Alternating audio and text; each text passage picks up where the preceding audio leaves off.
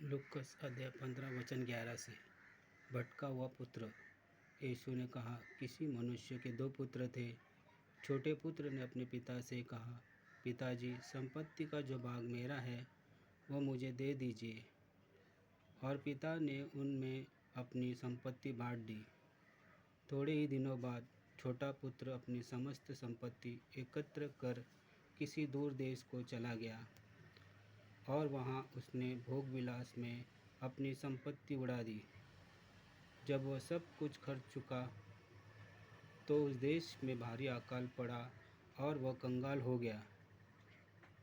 इसलिए उसने उस देश के एक नागरिक के यहाँ आश्रय लिया, जिसने उसे अपने खेतों में सूअर चराने भेजा।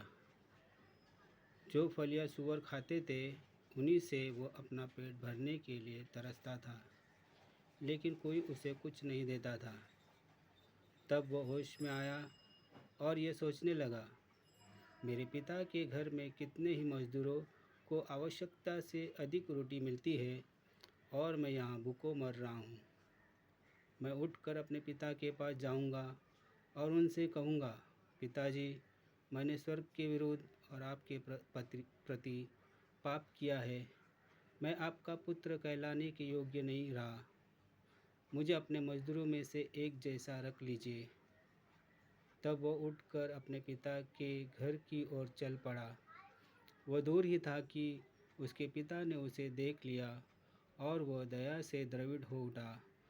उसने दौड़कर उसे गले लगा लिया और उसका चुम्बन किया।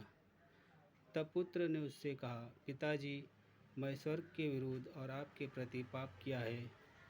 मैं आपका पुत्र कहलाने के योग्य नहीं रहा। परंतु पिताजी ने अपने सेवकों से कहा, शीघ्र अच्छे से अच्छा वस्त्र लाकर इसको पहनाओ और इसकी उंगली में अंगूठी और इसके पैरों में जूते पहना दो।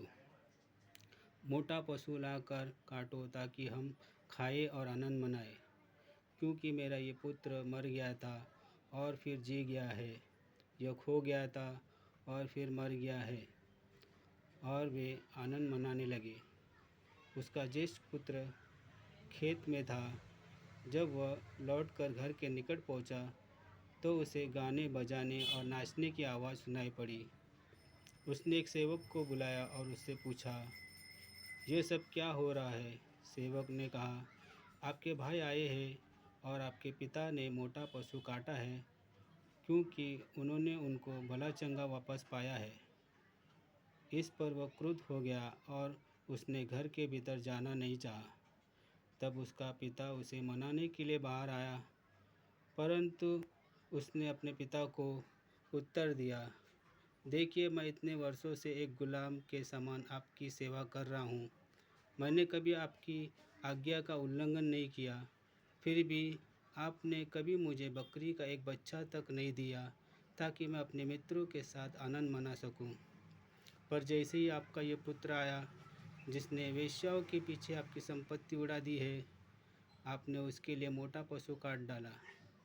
इस पर पिता ने उससे कहा, पुत्र, तुम तो सदा मेरे साथ रहते हो और जो कुछ मेरा है वह तुम्हारा ही है, परंतु हमें आनंद मनाना और उल्लासित होना उचित ही था, क्योंकि तुम्हारा ये भाई मर गया था और फिर जी गया है, यह खो गया था और फिर मिल गया है। यहाँ पर हम पढ़ते हैं कि वो छोटा पुत्र अपनी संपत्ति लेकर अलग हो जाता है और भोग विलास में अपनी संपत्ति गंवा देता है। और जब वो खाने के लिए तरसता है तब उसे अपने पिता का याद आता है। हम भी उसी तरह हैं। जब परमेश्वर हमें सब कुछ देता है तब हमें परमेश्वर का याद नहीं आता है, लेकिन जब हम सब कुछ खो देते हैं और बीमार पड़ जाते हैं तब हमें परमेश्वर का याद आता है और हम परमेश्वर की तलाश में जाते हैं, ताकि कोई एक सच्चा परमेश्वर हमें भला चंगा कर दे और हमारा जो कुछ खोया है उसे हमें लौटा दे। आमीन।